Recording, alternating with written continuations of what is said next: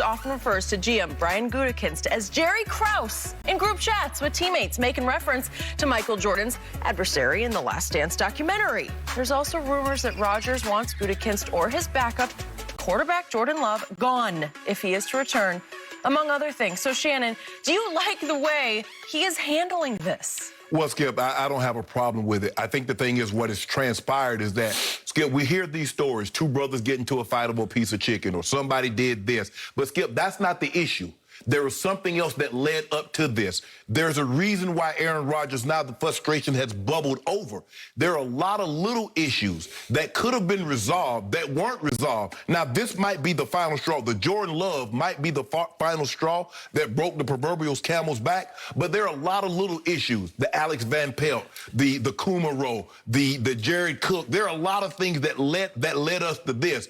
Maybe not being heard about Mike McCarthy and getting the massages on Saturday, not doing walkthrough.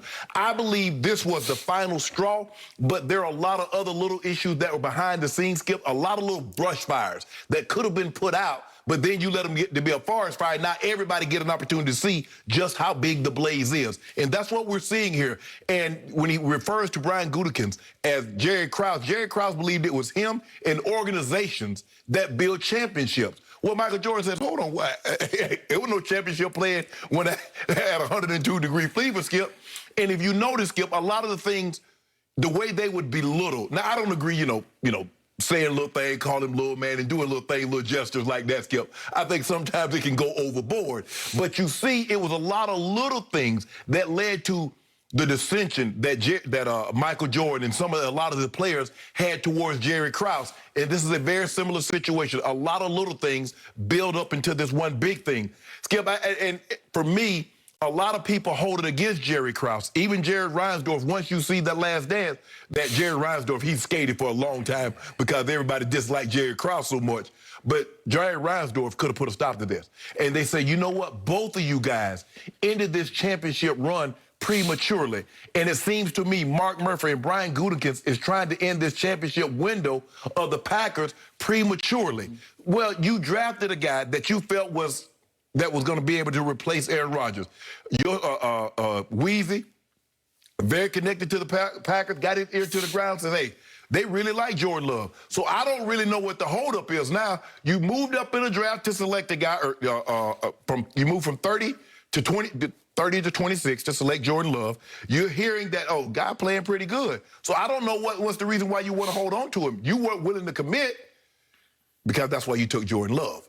So Aaron Rodgers is like, okay, you weren't willing to commit. You've been saying all these things. The Packers have been leaking a lot of stuff. But nobody, oh, you heard that what they said about? Yep, I believe everything that they said, everything that's coming out about Aaron Rodgers, everybody wanted to believe. Now Aaron Rodgers' team possibly is leaking things. Well, Aaron is handling it so wrong. You shouldn't handle it like that. You didn't have a problem with the Packers handling it the way they handled it, leaking stuff about Aaron Rodgers. This is where we are right now, Skip. And it seems to be it seems like every single day things get more and more out of hand.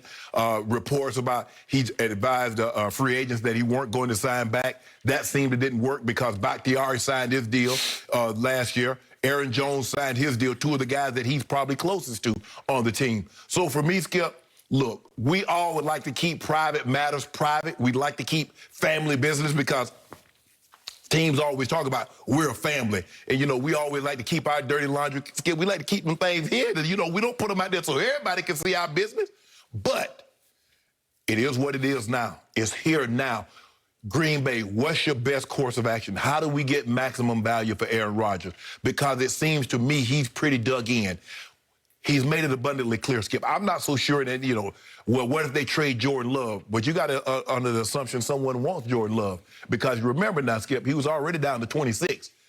So for me, the question is, Skip, Brian Gutekunst. It seems to me Aaron Rodgers says either he go or I go. Do you want to publicly fire the GM and basically tell the entire NFL, the entire U.S. population that Aaron Rodgers is in control at Green Bay? I don't think they want to do that, but I don't really know a whole lot of other choices that they have. Aaron seems pretty dug in about not wanting to play under the current set of circumstances. Okay, now it's my turn. I am sick and tired of this story.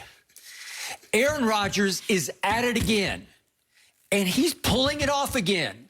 He is the NFL's LeBron James. He is a master media manipulator. Aaron Rodgers somehow manages to get more passes than he throws on a football field, and he is getting the biggest pass of his career right here, right now. Have we heard one peep from Aaron Rodgers yet? No, because he has leaked his way back into somehow becoming a sympathetic figure in Green Bay, Wisconsin. Poor Aaron. They mistreat this poor man so badly after he won an MVP. You know what that MVP is worth to me? It is worth no more than the cost of making that trophy. How much would it cost to make an MVP?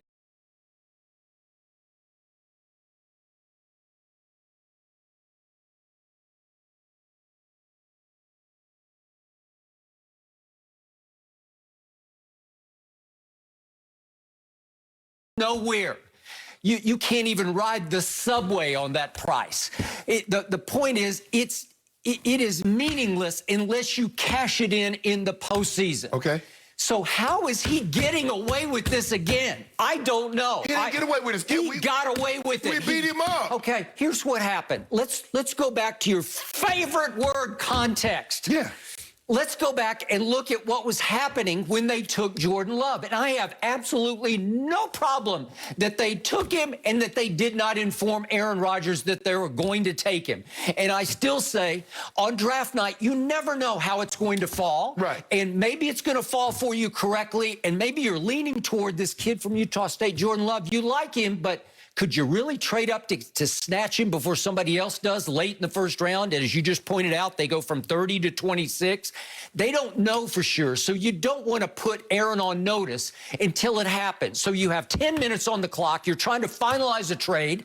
And maybe you'd have 1 minute sometime in the 10 to make an emergency call to Aaron in its estate up in Malibu, not far from where we sit right now, and say, hey, Aaron, this deal just came through, and we're about to take your replacement, Jordan Love. How could, just because you let him know, you quote-unquote keep him in the loop, do you think that was going to make him any happier? No. Skip. No, Skip. I'm not Skip. You could have said, look, Aaron, we're going into the draft. There's a possibility that if the guy that we're like is there, we're going to take him. What if he's not there? What if you don't take him? Now you've opened a door that you don't want him to run through. What you mean, Okay? Skip? You just gave him a heads up. Okay, so what was Aaron at that point? 1 year ago, before he won this, what was his third MVP? Third MVP. Okay, I'm going to put you back in context because most people have lost sight of where he was at that point. Right. They had gone 13-3, but even you said, as an Aaron Rodgers fan, that it wasn't all about him. They just had one of those magical mystery ride years where everything turned right. Remember, they were a turnover machine. They were creating and cashing on turnovers like crazy. Yeah.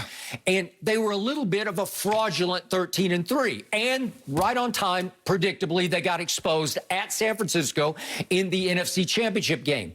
Aaron Rodgers stunk up that game. Again, the defense got run off the field. I give you that. By Kyle Shanahan's offense. They just literally ran them out of the stadium. But Aaron stunk again in yet another NFC Championship game. He had a QBR of 33. He had two interceptions and I think he lost 2 fumbles in that game. So I think he had 4 total turnovers. QBR of 33 on a scale of 0 to 100. So that was his worst QBR of his playoff career. And again, his stats had fallen in QBR and completion percentage for 5 straight seasons. They had declined down to that. And I'm going to read this one more time because it's your favorite website, Pro Football Focus, just to get us back in the moment ahead of that draft that we were all in then, that we've all forgotten about now. And the moment was that Pro Football Focus did not include Aaron Rodgers in its top 50 players. And it wrote, Rodgers has become ever more evidently part of the problem in Green Bay, and his own team spent the offseason laying plans to minimize his role in 2020 and replace him beyond that. Rodgers finished the regular season as the number 9 ranked quarterback, but over the last 8 weeks of the season, he ranked just 17th. Okay, I can argue that taking Jordan Love was the greatest thing they ever did for Aaron. It's even better than adding receivers, because did it not relight his fire? Did it not get his attention? Did he not respond with an MVP season? So I can say what Coach Belichick and them do it by Tom Brady by not resigning.